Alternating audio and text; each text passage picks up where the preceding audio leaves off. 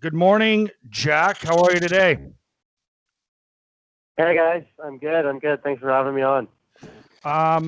Well, let me start by saying this. What was it like to hear your name officially called in the NHL draft?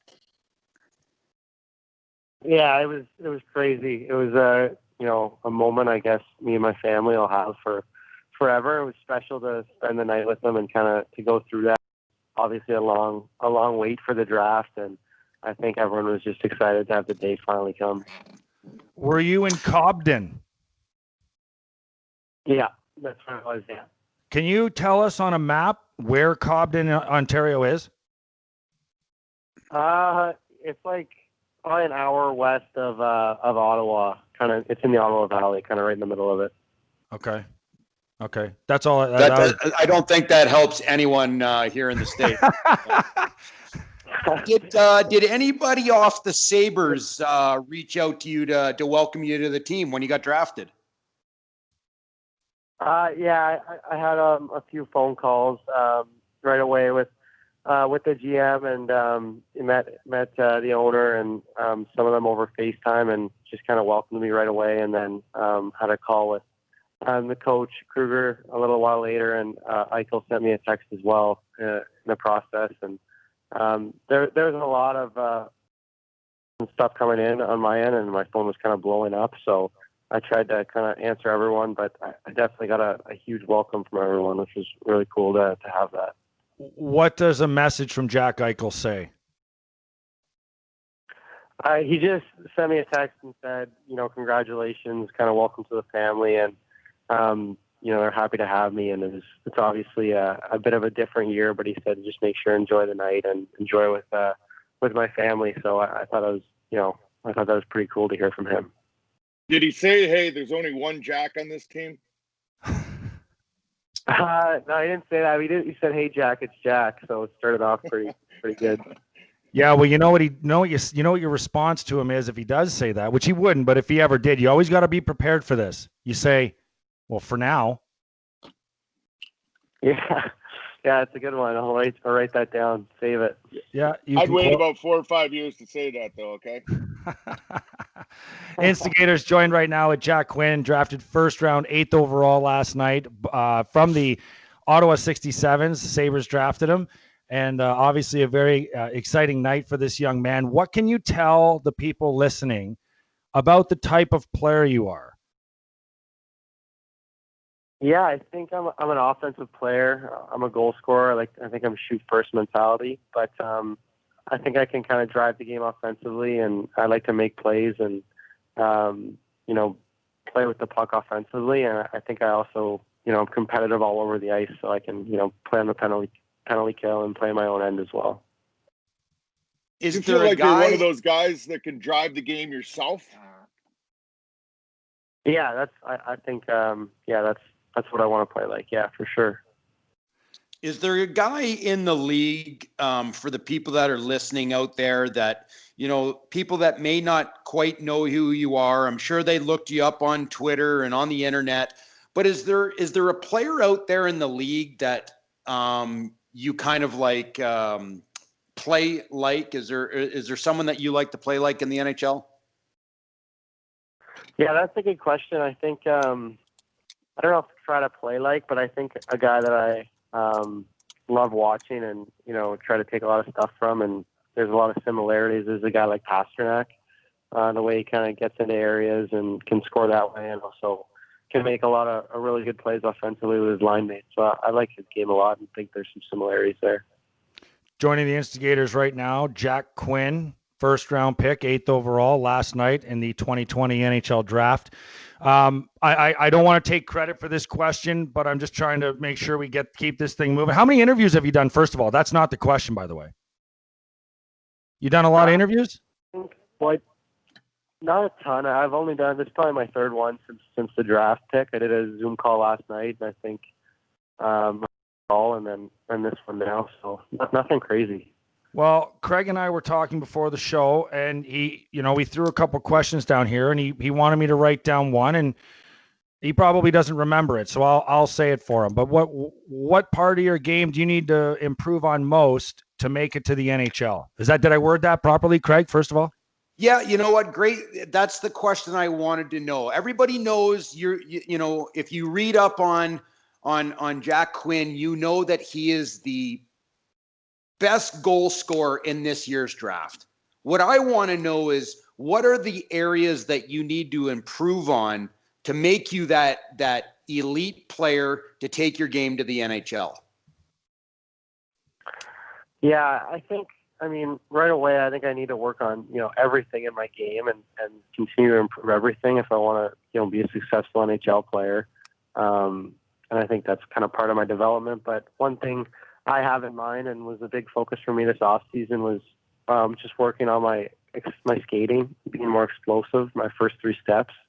I want to, get a lot faster. And I think my skating's pretty good, but I think, there's always room for improvement, and the faster I can get, the more dangerous of a player I can be. What motivates you? I think a lot of things. I mean, first and foremost, I love the game of hockey, and I, love, going to the rink every day and showing up and working on my craft, I guess. So that's a big reason for it, for sure. Would you I read a story in the Ottawa Sun today. I have to credit the writer. That's what we do in this business, Jack. You'll learn that. Don Brown wrote an article, and he talked about your path to the draft. You were cut by a couple teams, Bantam teams. You went and played 18U in Canada, and here you are. You were a second-round draft pick in the OHL, if I'm not mistaken. So obviously, very good OHL draft pick as well. That's very high. I was 35th, just letting you know that. But but talk, a little humble brag, subtle brag for me. I just want to let you know you're not talking to chump change over here, Jack. But talk about that, the motivation, being cut, being a multi-athlete. Like you played multiple sports. Like all your buddies, I read they were off playing hockey year round, and you're getting better off the ice, but playing other sports as well. Talk about how you got to where you got to last night.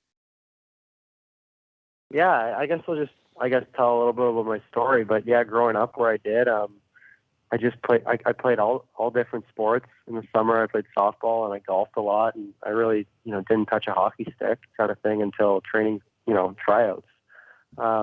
In the winter for hockey, and I liked it that way. When it wasn't hockey season, I wanted to play other sports. I wasn't interested in hockey, and I guess the disadvantage of that was I didn't play AAA. I couldn't make the teams. I wasn't a great skater. I never worked on my skating, so they just cut me. I think for that reason mainly. And I got to live kind of a different, I guess, path at that age than most guys with hockey. They probably played hockey all through the summer and stuff instead of other sports. So it was a little different. But I think when I got the minor midget, I got my first chance to play AAA, and I kind of realized, okay, if I wanted to do something with hockey, I needed to really focus on it. And that's what I did. I started working on my skating, did some exercises in my basement every night and stuff, and kind of went from there and really dedicated myself, I guess, to hockey. And things kind of took off from there. I got drafted to the OHL, and I think from that point on, it was just kind of year after year improvement the last 2 years to get where I am today. Jack Quinn joining the Instigators. I mean, guys, feel free to ask a question. I have a million questions. I want to know. I want to know what exercises you were doing in the basement. I mean, that's another. But go ahead, Razor. Really has no interest to anybody. Hey, you're a Sens fan, obviously, because you grew up close to Ottawa. What do you, and Buffalo being in the same division as Ottawa, what do you know about the Sabres coming in here? Yeah, well, a couple questions there. Just first of all, the exercises, they were just kind of like muscle memory exercises, and Patty Malloy actually gave them to me to work on. I know he's been in Buffalo with you guys and stuff on the skills end, and they just kind of helped me with my angles and stuff and muscle memory things. And yeah, like you said about growing up in Ottawa, I was a Sens fan and loved watching the Sens. Obviously, I knew all the NHL teams, and I always loved Buffalo as well. And like I said last night, one of the calls I did. Like, I just think of Buffalo as a kind of a great sports town, and all the fans are crazy about the Sabres. So I, was very excited about that when I got drafted there. By any chance, do you have a Ray 32 Sens jersey? Yeah, Rob played for the Sens. No, I don't think I have that 32 jersey. No, I'll have to take a look. Well, look, get back I think I take that as a no, Razor. No offense. Oh my God. So what are you Kid doing? needs a lot of work. What are you doing right now? When is the OHL supposed to start up this year? And what are you doing right now to prepare for your up and coming season? I think it's supposed to start December 1st. That's their goal. Obviously, there's a lot of things up in the air, and who knows exactly, but I think that's the timeline everyone's hoping for. So I've just been kind of doing the same schedule all summer with my workouts and my skating. And I think earlier in the summer, I was a lot more focused on the workouts, and now skating's starting to ramp up a lot more and being on the ice. And my coach, Andre Tournier, is running skates for us in Ottawa 3-4 times a week. So that's where I'm skating mostly, and they're, high paced competitive skates, kind of like a practice. So it's, kind of right back into things on my end that way. Instigators, Sabres 8th overall pick, Jack Quinn joining the show here. Rob Ray, Craig Rivet, Andrew Peters on WGR Sports Radio 550. We're talking with Jack Quinn. I think I already said that. Did you know the Sabres were going to pick you? When the 8th pick came around, how much were you paying attention to how the draft was unfolding to where you think you might have gone? Like, did you talk to all these teams leading up to the draft? Yeah, I talked to all the teams, but I definitely did not know that Buffalo was going to take me. I mean, we had some great talks, and I knew that they liked me, but, there's just so many good players on the board still, and there's just so many options. So I really had no idea what to expect. So it was pretty cool to hear my name called at that moment, I guess. In your conversations with them, did they, like a lot of teams now are talking analytics. Did they talk to you about your analytics and where you were strong? Yeah, I mean, it's tough to, remember exactly the conversations, but I think for the most part, they were, getting to know me as a person and as a kid. And we talked a lot of hockey too, and kind of just what I thought I needed to work on, what my strengths were. And kind of like the question you guys asked earlier, like what do I need to work on to get to the NHL? So I think there's a lot more of that than strictly stats, I guess. So you're talking to three guys that have basically all gone through the same thing that you went through, maybe not at the upper level of being drafted 8th overall, but we all went through interviews. We all had teams that asked us crazy questions and made us feel uncomfortable at some point. Was there a team or a question that you remember you kind of raised an eyebrow about and kind of chuckled to yourself about? Oh, geez. I've got this one a few times, but I can't even remember, one exact one to give you guys. But I just, some teams will have, mindset kind of people to ask questions, and there's definitely some weird ones in there where I just, think about, it just seemed like there wasn't a right answer, but I can't even think of one for you guys. Here, think about this one. Tell me one game that you can go back and look back on and say, oh, I was unbelievable that night. Tell me what happened that night. I know there's one. I could tell you one about me, but this isn't about me. I want to know that about you. Where you can honestly say, you can be super cocky and you can say, oh my God, there was no way anybody was stopping me that night. Doesn't even have to be in the OHL. Could have been AA and minor Pee-wee.